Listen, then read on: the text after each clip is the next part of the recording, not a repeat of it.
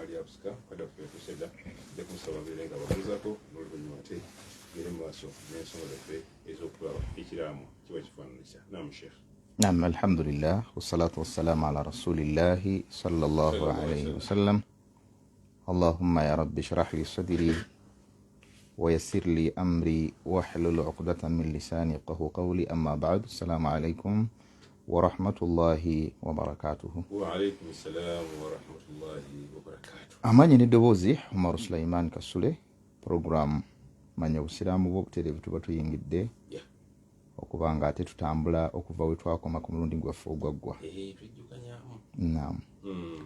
Era nga twasembayo nga tunuulidde ensonga ekwatagana ku kiraamu nga twakakitandikira ddala era netutunuulira emiteeko gy'ebiraamo.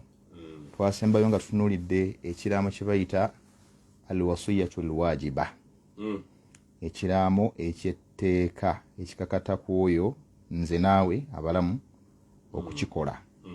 Kuba gye twava nga tujja tusima ekiraamo kino gyekitandikira, twajja tutunulira mu hadithi n'ebigambo by'omubaka Muhammad sallallahu alaihi wasallam engeri gy'ajja alambikamu n'entematema y'abamanyi ab'enjawulo ku ndaba zaabwe ez'enjawulo, ne tugaa nti bonna bakkaanya ti ekiraamo si kyatteeka, wabula nga waliwo embeera esobola okukaka okuba nga toteekeddwa kuva mu bulamu bw'ensi okuleka nga weekiri.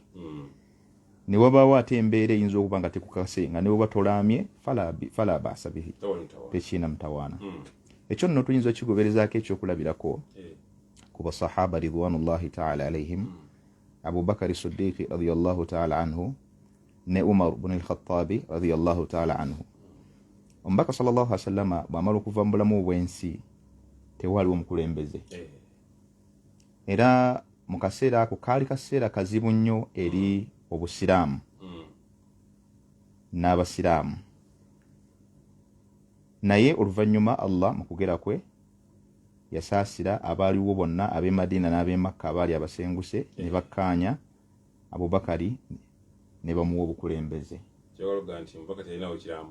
Nabbi tiyalina kiraamu, era we mbadde nzijaawo nti oluvannyuma lw'omulembe gwa Abubakari Siddiq radiyallahu ta'ala anhu aba atuuse ku kye bayita deathbed ng'agenda kuva mu bulamu bwansi, yabuuzibwa ne bamubuuza nti owange nti alamu tuusi tokoze ekiraamu wali tulambidde?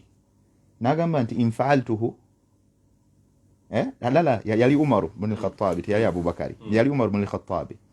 Bwe bamubuuza nti owange otulambidde ani?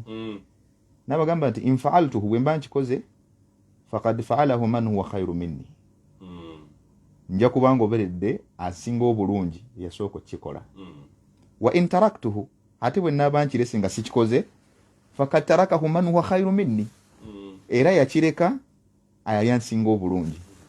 Eyakireka yaani ate alina kiraamu yembaka Muhammad sallallahu alaihi wasallam, ate yakireka era yali asinga obulungi kubanga yali asinga mu madaala ali Abubakari Siddiq radiyallahu ta'ala anhu. Yakikola era yalaama n'abaga nti abange mbalamidde Umar oyo gwe mbakwasizza, era kasita khalifa yogeranga ekigambo n'asiima gwalabyemu ekinyusi nga basinga tebakyawukanako, bonna nga bakigoberera. So ekyo kibadde kyakulabirako nti omuntu asobola okulaama oba ayinza obutalaama singa wabeerawo embeera eyinza obutataagula oba eyinza obutaleetawo nkenyera yonna, omuntu ne waba talaamye niye twatunuulira nga tujja kwongera okuba tulambululamu insha Allah. Ekyo bwe kiba tukimaliriza sekakkiriza sooka empiseewo akalango kano olw'obukulu bwako. Kino kirango kikubiriza eri baganda baffe baimaamu, baganda baffe ab'amasomero, abazadde bonna abatuwuliriza na buli muntu yenna sekinnoomu omusiraamu ayagaliza obusiraamu ebirungi, tukubiriza nga tugamba nti enteekateeka weeri eteekereddwa bannaffe aba Al-Hadiya Islamic Primary and Secondary Education Center ekoowola abaana bammwe mu holiday olw'omulano lwe tugendamu oluwanvu, naddala abazadde abalina abaana abatali mu Islamic schools. Ekintu ekyo kikulu nnyo, programu eno ya mugaso nnyo eri abaana abo okubawa omusingi gw'eddiini mu nsoma yennyini esomebwa mu masomero aga Islamic. Tubakubiriza nti mutwale abaana wali mubawandiise nabweru ku senta yaffe ku Kijegere, otuuka Bwayise kwata siringi 1500 za kaboda babiri ekutuuka wali ku Kijegere wennyini, so nga abaana bajja kuva munda n'abaana ava ebweru okusinziira ku busobozi bw'omuzadde. Mitwalo 3 gyokka ng'owandiisa omwana ow'ekisulo ate owadde ajja kuwa emitwalo 15. Tubakubiriza bannange twekembe kubanga ekyo baluyita lwoya lwa mu nnyindo. Naam, ekyo nga kimaliriza tugende butereevu ku musomo gwaffe. Ate twatunulira ntugamba nti alwasiyatu alwajiba gye tubaddeko ekiraamo ekyetteeka, era twagamba nti fayajibu ala almuslim walmuslima bima lahu min almaali, eri muli muntu yenna omusiraamu omwami n'omukyala bw'obanga olina ebyobugagga Allah byakuwadde, wama alaihim min adduyuni, ate ng'oyinza okuba olinawo amabanja. Kati bino zizimu ku nsonga ez'etteeka ezitalina kulesa kuwandiika kiraamo. Olina ebbanja, olina ebyobugagga nga Allah abikuwadde, walhuquuqu allati laysa fiha ithbatat, ate ng'olinawo n'ebintu by'otalinaako bwannannyini bwankomeredde. Yes, ng'ebintu ebyo obisharinga n'abalala, eyinza okuba kampani oba yinza okuba ebintu ebirala byonna, ekintu kyonna ekikalu ng'okiinako right n'omuntu omulala, obanga bakikukwasizza naye nga si kikyo, lialla tadhi'a, olw'okuba nti ensonga twewala omuntu bwafa ebiseera ebisinga ebintu byonna byabadde alina ffe tutwala nti bibadde bibye, naddala singa tebifuddyeko bazze babigoberera. idh yukhraju min tarikati almayiti addayina, kubanga mu maali y'omufu bw'aba afudde, manyi eyo njogera abamu bagigaana naye nga ntuufu nti omufu bw'aba afudde nti ate olwedda amaze okufa ekituufu kiri nti ffenna tuli bafu beetibaari maasana kuno kubanga ni Allah subhanahu wa ta'ala yakola omubaka Muhammad sallallahu alaihi wasallam nti innaka mayitun wa innahum mayitun. Yes, kakati ekyo kitegeeza kituufu olwedde tuli bafu naye okufa okutali haqiqi. Waliwo okufa kuli kwennyini n'okufa kuno kukwafu kwa bulijjo kutwogerako. Nolwekyo wazzaka ne zaka yo ejjiwamu mu maali etwala kitunulira wanadhru ne okweyama omuntu kwaba yeeyama eryo liba bbanja, kuba buli lweyama ekintu oba ekyekakasizzaako nti oteekeddwa okikola mu buli mbeera yonna mu bubi ne bulungi.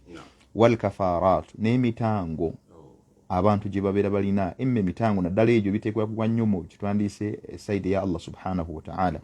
Ebintu ensobi ze tukola ez'enjawulo, oba mugenze mu hijja n'okolerayo ensobi ng'olina emitango gy'olina okutuukiriza. Kuba kati waliwo for example omuntu bw'agenda mu hijja n'aba ng'ayina obe mahadhura gy'akoze min mahadhurati al-ihrami ng'ayina ensobi gy'aguddemu, ayina Allah subhanahu wa ta'ala wamugambira okubanga yasuumu 3 ayami wa 7 idha raja'a ila ahlihi, ayina okusiba ennaku 3 eyo ate 7 n'agusiiba ng'akomyewo. Kati ojja kusanga abamu ng'oli agenda n'afa nga wa alayhi dayn, ng'ayina ebbanja eryo teyasobola kubanga alituukiriza.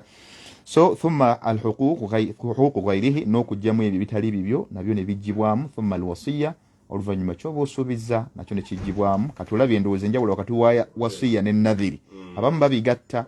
Wasiya kiba kisuubizo, ekisuubizo kitegeeza kiri wakati w'okubeera nti kijja kutuukirira n'obutatuukirira. Naye ate ekigambo nadhiri kiba kyatteeka mu bubi ne mu bulungi singa wabaawo ensonga yonna ekusobozesa okubanga olina ogituukiriza era oteekeddwa ogituukiriza. Then n'ekisembayo byebyo mu mbeera efaanako bwetyo, mu bigambo ebyo ekisemberayo ddala al irithu bwe busika bwe busembayo. Olwo ne balyoka abantu basikira emaali ebeesigaddewo nga biri byonna emisoso gyonna egimenyeddwa gimaze okuba nga gyeggyibwamu. Ebigambo ebiri bingi nnyo aya ze tuzze tulaba ezifaananako bwe zityo ezinnyonnyola ku mbeera efaananako bwetyo nga Allah subhanahu wa ta'ala ne mu bujulizi atugamba wano a'udhu billahi minash shaitani rajim min ba'di wasiyatin yusa biha aw daynin ghayra mudar wasiyatan min Allahi wallahu alimun halim. Suratu Nisa aya 10. Allah subhanahu wa ta'ala ategeeza nti emaali y'omuntu wano mu Uganda sebo tukola kyennyume. Abantu abasinga obungi omuntu bw'ava mu bulamu obw'ensi kye tusinga okuddukirako ye emaali ye nga tetutunulidde ne mabanja gamubanjibwa. Oli agamba nti ze nfuna ki? Buli omu anoonya kyagenda kufunamu, buli anoonya kyagenda kutwala. Waliwo senaariyo omukyala yafa n'aliko abaana be naye ng'alina amabanja, kyantukako naye kyannakuwaza bwe nakiwulira. Omukyala oyo yalinawo ke yali alinawo nenga katono mu process y'obulamu bwe nga Allah kyamutaddewo yafuna okugezesebwa nti yagenda n'atunda ekibanja ekitaali kike.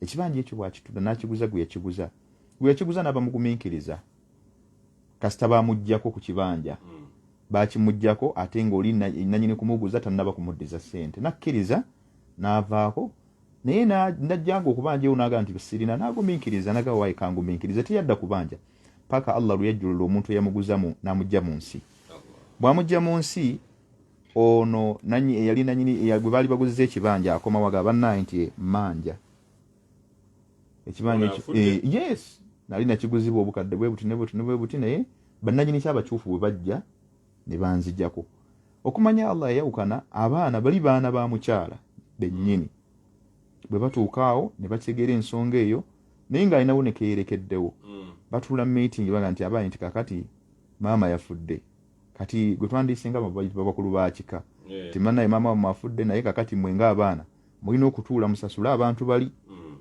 babanja babadde bagumiikiriza ebbanga ddene kale bwe batuula abamu nga baleetayo akasente akatono ke baalinaawo beekwatakwata nga abamu nti kati ate amabanja omu yavaamu ekigambo mu baana yagamba nti naye kakati ffe amabanja g'amaama gatukwatirako subhanallahu wa ni'mal wakiil abo be baana amabanja g'amaama gatukwatirako ye yagalya yamanyi ffe tebitukwata kati ffe abaana abataagalya gatukwatirako wa era yali ataddeyo sente ze n'azisaba naga nze bampe zange n'omulala naga bampe zange nze sigenda mu kavuyo ndowooza olaba embeera efaanako bwetyo kati omwana eyali badde yennyini ayimirirawo ku sayidi ya mukadde we n'abeera nku the last moment ate yennyini yamuwaddeyo kati embeera nefaanako bwetyo nekitegeeza nti omuntu waba afudde tusooka kujja mu mbaadi wasiyatin aya kyetutegeeza luvannyuma nga tetunakwata na ku bintu bye kugamba nti tuwadde gundi ekitugundi oba gundi ekintu gundi akyezezza tusooka kujjamu kisuubizo kye yasuubiza yusa biha au dainin oba ebbanja naye nga wasiyatan ghaira mudar bw'aba alina kye yasuubiza kitegeddwa okuba nga tekigenda kukosa basika yes ekisuubizo so sebbanja ekisuubizo naye nga wasiyatan min Allahi okukulamirwa kutulamirwa ffe abantu okuva eri Allah subhanahu wa ta'ala nga kutukubirizibwa okulaba nti tukuwekwatako n'obutakwawukanako wallahu alimun halim Allah teri ali waggulu wa kumanya kwe yasembayo yamanyi huwa a'lam bimasalihina yasinga okumanya ebigasa ffe era yasinga okumanya obwetaavu bwaffe ate halimun wamagezi ga kika kya waggulu nnyo ate musaasizi nnyo yes kale eyo wasiya gye bayita alwasiyatu alwajiba ebimu ku bigizingirwamu katulabe ate wasiyatu almustahsina inshallah